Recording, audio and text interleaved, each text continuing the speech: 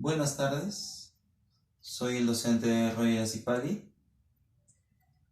del curso de Química y en esta oportunidad te voy a dictar el tema de equilibrio químico, en donde, como nociones previas, te voy a mostrar un ejemplo de cómo los reactantes y productos, ¿no?, se van a unir o van a juntar algunas propiedades en las cuales por medio de la cinética química, que es una base previa a este capítulo, se establece que tanto reactantes y productos llegan a un estado de equilibrio. En tal motivo, ¿qué quiere decir con ello? Que las velocidades tanto directa e inversa de un proceso a nivel reversible, ¿no?, llegan a tener un factor en común, que viene a ser el caso de la constante de equilibrio. ¿Qué es el equilibrio químico? Nos dice la parte teórica que viene a ser un estado final de todo proceso a nivel reversible en donde reactantes y productos van a coexistir, es decir, van a estar juntos por un determinado tiempo, ¿no?, siempre y cuando que tenga un factor llamado temperatura a nivel constante.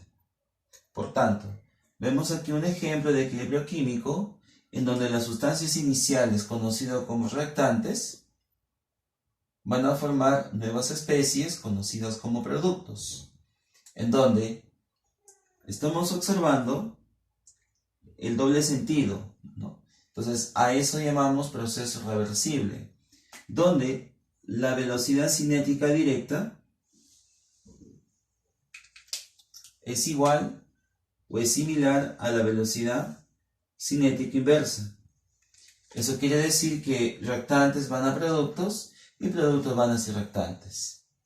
Pero todos ellos tienen un factor en común, la constante de equilibrio, porque eso determina, ¿no?, o va a determinar justamente el equilibrio que existe entre ambos términos. Y estos van a estar en función o van a ser dependientes al factor temperatura. Entonces colocamos aquí, las constantes de equilibrio van a ser dependientes al factor temperatura. O también lo podemos señalar así, ¿no?, una función al factor T, donde T te estamos indicando que viene a ser la temperatura. Entonces, esas son las condiciones que realiza justamente un equilibrio químico. Otra característica también se puede indicar que es un proceso espontáneo, ¿sí?, porque se da en un tiempo limitado. Y además, cuando los productos, ¿no?, ya se llegan a formar, entonces ahí cesa todo término molecular, pero las propiedades físicas, como por ejemplo temperatura, densidad y otros factores, permanecen inalterables, es decir, que no van a sufrir ningún cambio. Ahora, estas constantes van a determinar tanto a nivel, estamos viendo aquí un proceso homogéneo. En ese proceso homogéneo, otra característica que podemos notar son los estados físicos. Y nos damos cuenta, aquí las sustancias A, B, C y D tienen un subíndice G, donde el G, señalo, indica el término gas. Si las sustancias están en esa condición, es porque estamos frente a un equilibrio homogéneo. Ahora, si la gran mayoría fueran gases y hay otras sustancias que pueden ser sólidas, estado físico sólido o estado físico vapor, etc., solamente se toman en cuenta los gases. ¿Por qué los gases? Porque una de las propiedades de los gases es que estos presentan alta entropía. ¿Y qué es la entropía? En otros términos es el alto desorden molecular, por el cual, sometidos a condiciones de presión y temperatura, son susceptibles a cambiar a un término ya más ordenado, más puntual.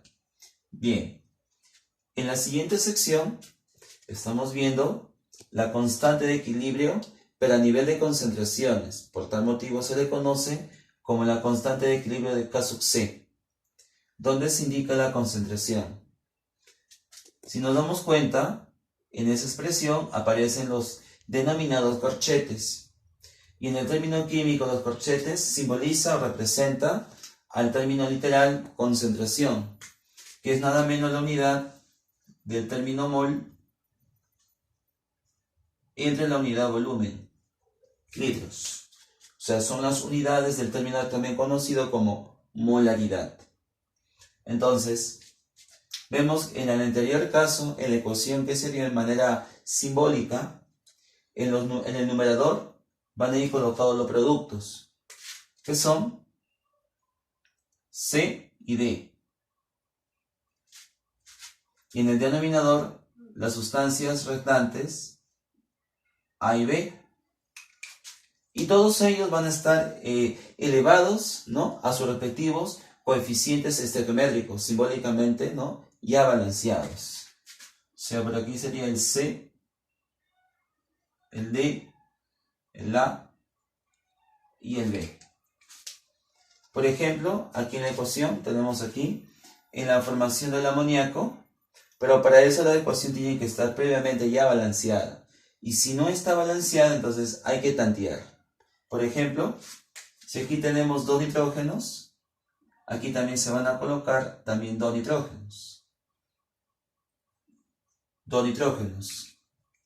Y vemos que en el producto se formó 6 átomos de hidrógeno. Entonces, por tanto, aquí figuran el factor 3 multiplicado por 2, el total serían 6 átomos de hidrógeno.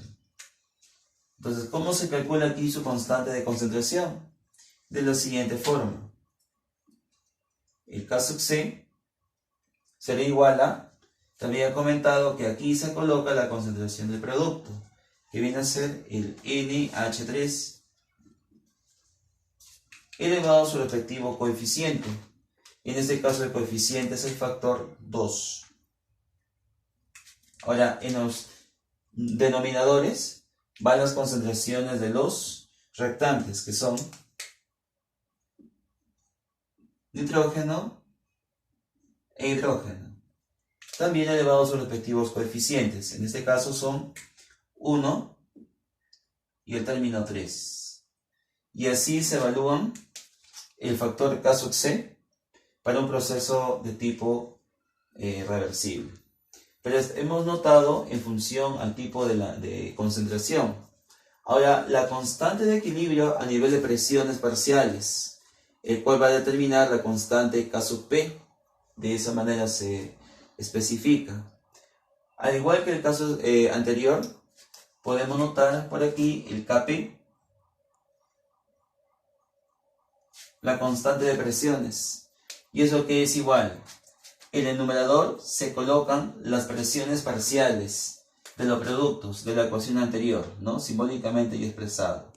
Presión parcial de C por presión parcial de D sobre la presión parcial de A por la presión parcial de B. Al igual que la constante K sub C, también tiene que ser expresados o elevados a sus respectivos coeficientes estequiométricos.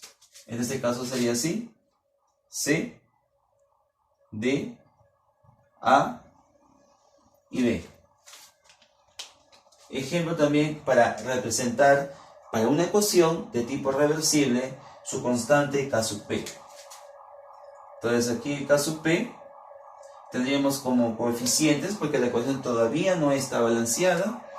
Podemos indicar 2 átomos de hidrógeno, 2 átomos de hidrógeno, 2 átomos yodos, 2 átomos yodos. Entonces ahí la ecuación ya está previamente balanceada. Entonces por aquí tenemos la presión parcial del producto elevado a su coeficiente, no olvidemos colocar aquí, entre la presión parcial de hidrógeno por la presión parcial del yodo molecular. Y ahí también elevado a sus propios coeficientes estequiométricos. Entonces, de esas formas se puede representar las constantes de equilibrio, tomar en cuenta estas dos condiciones, tanto para las concentraciones o tanto para los productos.